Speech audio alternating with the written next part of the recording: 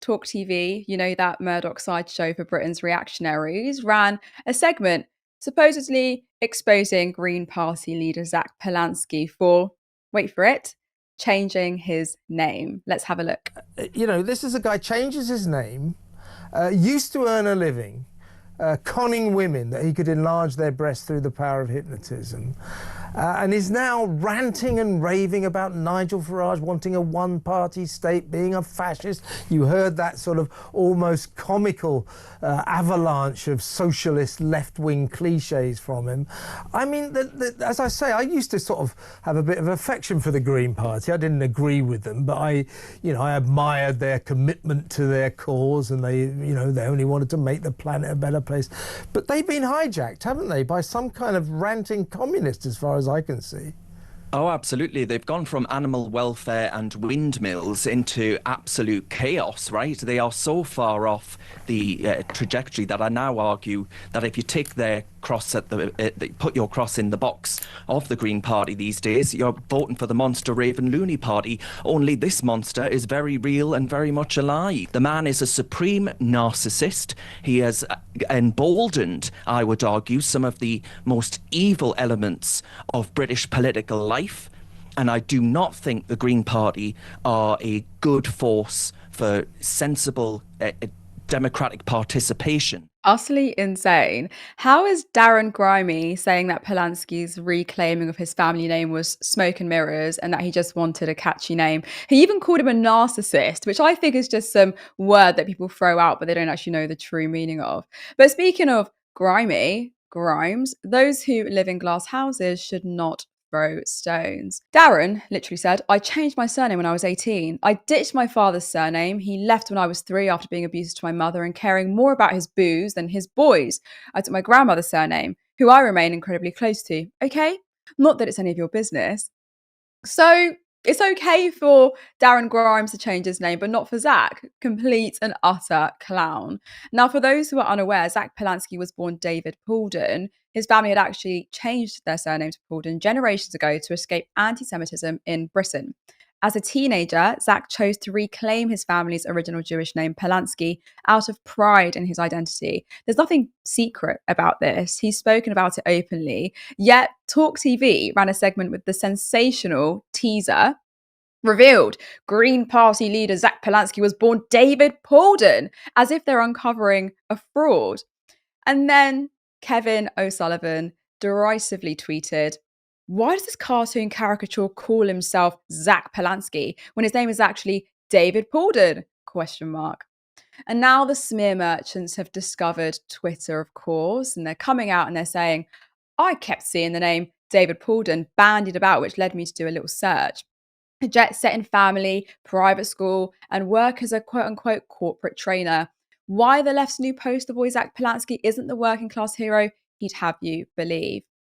Which is classic, isn't it?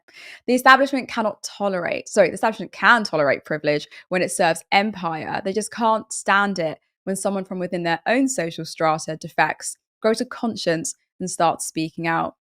It's the same old trick, delegitimize the politics by personalizing the target. If you can't refute what Polanski says about Israel, you smear his past, you drag his family, his school, his job, anything to avoid the point. Funny, isn't it? When a right-wing pundit comes from privilege, they're a success story. But when a leftist does it, they're apparently a fraud. And now look, a Jewish man reclaiming his roots is now being mocked by pundits who spend half their careers warning us that anti-Semitism is an existential threat. In an article from Rivka Brown from Novara, they state, much like during the Corbyn years, reading the news as a British Jew in recent weeks has been a strange experience. For while most of us continue living our lives unharmed, the media is frantically telling us that we are inhabiting a hellscape. Diaspora Jews are by this point well acquainted with an increase in anti-Semitic incidents in line with Israeli violence. Synagogues are graffitied, our schools are daubed with red paint, and Jews are yelled in the street. Yet, watching and reading the news is to receive the impression of an increase in anti-Semitism, but of an existential threat to our existence in this country. Needless to say, the evidence behind the inflammatory headlines is patchy. So, to the right-wing pundits of TalkTV, which is it? Is anti-Semitism real and dangerous, or is it a punchline when the Jewish person in question criticizes Israel? Because that's the subtext here, isn't it? When Zach Polanski condemns Israel's massacre in Gaza, he's not the right kind of Jewish person. Suddenly, the media that performs endless moral outrage over anti Semitism can't even recognize it, staring back at them from their own teleprompter. This is what weaponized anti Semitism looks like: silence when it's directed at the left, hysteria when it can be used against the left. And that hypocrisy corrodes public trust and completely trivializes very real hatred, because anti Semitism is a problem, but it can't be treated as a partisan tool. Either it matters everywhere or it means nothing. So maybe the question isn't why did Zach Polanski change his name? It's why did TalkTV feel so comfortable dragging a Jewish man's heritage on national television? And why did the self appointed defenders of Jewish safety say nothing? Kevin, there's no question here, right? This is anti Semitic, isn't it? Oh, yeah, absolutely. Yes, it is anti-Semitic, but it goes beyond just the anti-Semitism of it. Clearly, the main reason that they're doing this is another point you alluded to, which was that he is on the left, right? They're okay with privileged people choosing different names if it suits them. For instance, there was a privileged man who became one of the most right-wing chancellors of the Exchequer we've ever had, called George Osborne. That wasn't his name, though, of course. His real name was Gideon Osborne, but that sounded a bit too posh, and so they had to tone it down a little bit, and no one in the media ever thought this was some massive scoop that needed to be shown what a liar he was. To Talk TV, I know your journalistic standards are pathetically low, but revealed a massive scoop when it's the first line of his Wikipedia bio is not exactly like groundbreaking Pulitzer stuff, okay? This is not something he's ever hidden. This isn't something he's tried to hide or cover up in any way whatsoever. In fact, he's been outwardly proud of the fact that he has reclaimed his Jewish heritage. His name was Polanski, therefore he has reclaimed that. He has been the self-affirmed proud Jewish man that people in certain circles, Zionist circles, pretend they actually want Jewish people to be. This is something that I think, in many respects, Zach Polanski should be very proud of. The attacks against him from people like Talk TV, and there was a smear campaign against him in the Daily Mail as well, over a slightly different topic, but whatever. It's the fact that they hate him. And he should be proud of being hated by those exact people, at least in part because the people he's trying to court to the Green Party side are the kind of people who absolutely lap that up. So it makes a lot of sense as well. Zach Polanski, I think it's sort of emblematic in the way in which Kevin O'Sullivan, by the way, hashtag not all Kevins, Kevin O'Sullivan on Talk TV there pointed out that back in the past he had a lot of time for the Green Party, back when they were an ineffective, basically useless campaign organisation that had no real attempt to, affect things politically on the national scale. Now they have a leader who has taken them from under 70,000 members to over 90,000 in the matter of about a month. They're about to top three figures in the not too distant future and very possibly become the third largest political party in the country. And given that the Labour Party is lying about how many people it has, it may become the second at some point in the not too distant future, I dare say. Now they are a real force in British politics who look like they're going to get into double figures in terms of a national election and in terms of an overall percentage of the vote, and very possibly climb above the Conservative Party in total number of seats. That's within the margin of error. This is why they're scared of Zach Polanski, because he's a genuine progressive with a genuine chance to change things against the status quo, and that's why they're attacking him. And it must be borne in mind that they are using the very anti-Semitism for which they have accused the left, which wasn't really true in most cases, to do so. Because they'll do literally anything they possibly can, including inventing things like maybe they'll call him a Czechoslovak spy next. Maybe they'll say he didn't kneel at the appropriate angle at the cenotaph. Rewarm some of the old classics they used against Jeremy Corbyn. Who knows?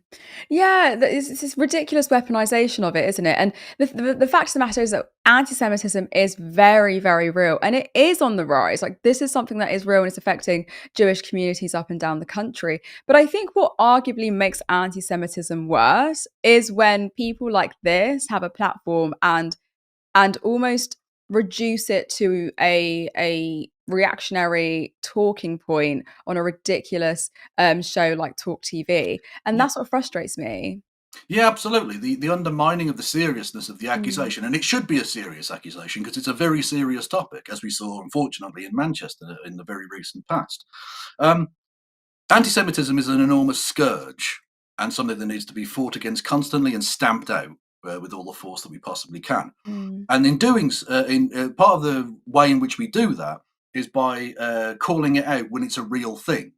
By undermining it, by using examples that are not anti-Semitic, like for instance when they said, "Well, Jeremy Corbyn said the name Epstein slightly weird, therefore he's basically Hitler."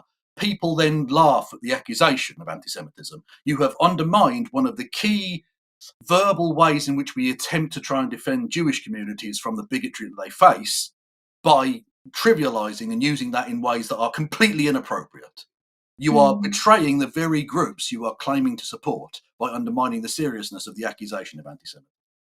You're so right. And that kind of ties in really nicely to my second question, because with the weaponization of anti-Semitism, especially against the left since Corbyn, which you rightfully pointed out, it means that it's kind of that sort of strategy has hollowed out the meaning of anti-Semitism and kind of turned it into some sort of loyalty test, right? Yeah, yeah, absolutely. Yeah, yeah. And we know, for instance, that basically this is the way in which Zionists have tried to once again conflate Jewishness with the state of Israel. If you are an anti-Zionist Jewish person like Zach Polanski, it's okay to be anti-Semitic against you. That's the Mm. message they fundamentally they have, and it's a story we'll get back to with the third story later on. But Mm. the way in which you can be the wrong kind of Jew is really a sickening thing that they've done. It's Yeah. a way in which they try and undermine and put pressure on Jewish people to essentially knuckle under. So even if they don't necessarily support the project of Mm. Zionism across the world, in various parts of the world in which Jewish people live, they'll essentially shut up. It's a way of silencing any kind of dissent from within the Jewish community Yeah. against Israel. It's a really disgusting piece of abusive, abusive abuse. For And want no, of it a better word. is. It's policing, massively policing. And I think they do see, and you're right. This does actually show that Zach Polanski is a threat, politically, is a threat in terms of his popularity. This guy is doing everything that we've been calling for the Greens to do for a very long time, which is to get out there and talk to people and have that grit and have that fight and that oomph that the Greens don't have. Like I think I've said that the Greens are arguably this tree hugging middle class party that don't represent us. But now I see Zach Polanski, and I do feel like he's a really great Well, representation that's of what we need in politics. Well, that's what I mean with Kevin Mm. O'Sullivan. Back when Yeah. they were just like, essentially liberal hippies, for want of a better phrase. No offense to the Green Party of yesteryear, but that's essentially what they were. And I've been through this before, but environmentalism minus socialism is just gardening. It's Yeah. nothing. Okay? You Accurate. you can't realistically solve the problems caused by capitalism with more greener capitalism. It doesn't Mm. really work. Back when they were that ineffective kind of tree hugging, let's all be nice, come by our getting along with people type organization, they were absolutely toothless, and that's why Kevin O'Sullivan and his rabid ilk were absolutely fine, like sort of in a kind of very patronizing way, patting Mm. them on the head and saying, "That's nice. I appreciate your commitment to your cause. Now, fuck off." Was Mm. basically the message they're giving to them. Whereas now they're genuinely afraid. They're scared because they see an actual threat to the Yeah. status quo. And that's what they're reacting against, which, like I say, as much as it might be an unpleasant personal experience, given that he is being racially abused in the national press, that Zach Polanski, in his quieter moments with himself, should be very proud of the fact that Mm. he has garnered such a strong reaction, which means he's having an impact.